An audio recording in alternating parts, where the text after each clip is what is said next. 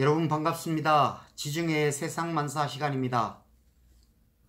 문희상 국회의장은 연동형 비례대표제 도입을 골자로 한 선거법 개정 문제와 관련해서 연동형 비례대표제가 가미돼 있어 어떻게 합의를 해도 민주주의 선거제도의 진일보라고 말을 했습니다.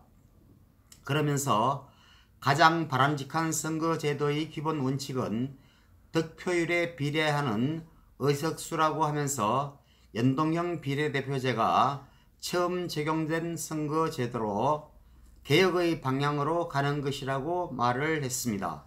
이것은 한마디로 말도 안 되는 궤변이라고 밖에 볼 수가 없습니다.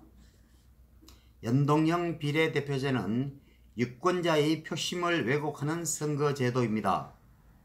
민주당과 범여군소야당의 선거법 개정안에 따르면 지역구 의석을 많이 확보하는 정당일수록 정당 득표를 많이 해도 비례대표 의석 배분에 참여하기 어려워지는 구조이기 때문입니다. 이것은 오히려 정의당 등 군소야당들을 위한 제도로밖에 볼 수가 없습니다. 그럼에도 불구하고 왜 이렇게 민주당은 군소정당들에게 의석수를 더 주는 선거제도를 고집하고 있을까요? 답은 이미 나와 있습니다.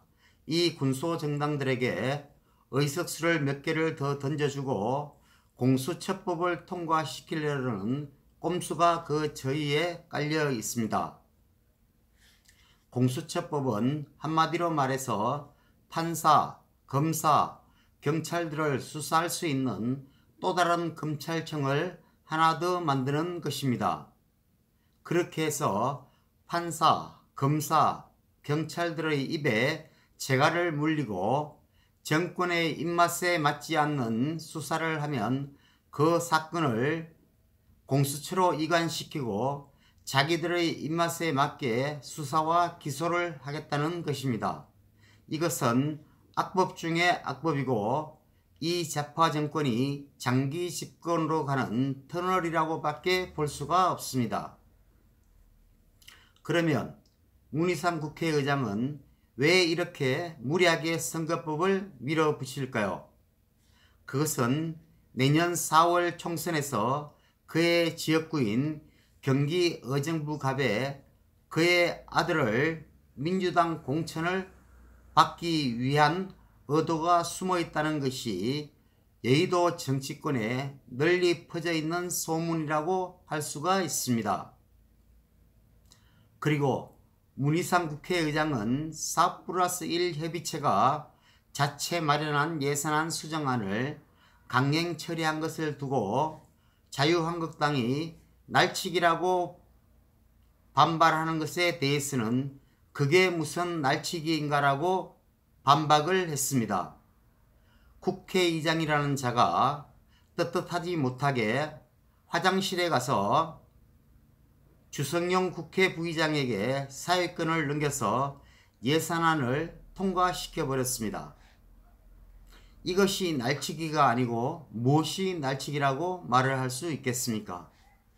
이런 자를 입법부의 수장으로서 두고 있는 이 대한민국의 현실이 너무나도 안타깝습니다. 민의의 전당인 국회가 국민의 목소리를 받들고 섬기질 못하고 이렇게 야바위꾼 같은 꼼수를 쓰고 있는 이 문희상 국회의장은 국민들은 안중에도 없습니다. 문희상 국회의장이 벌이고 있는 이 저주의 구판도 머지않아 반드시 국민들의 돌팔매를 맞을 것입니다. 모든 것은 인과응보입니다. 어둠이 그치고 이제 자유민주주의의 새벽이 서서히 다가오고 있습니다. 다 함께 이 저주의 구판을 걷어내고 새로운 나라, 새로운 대한민국을 건설하기 위해서 다 함께 투쟁해 나갑시다. 감사합니다.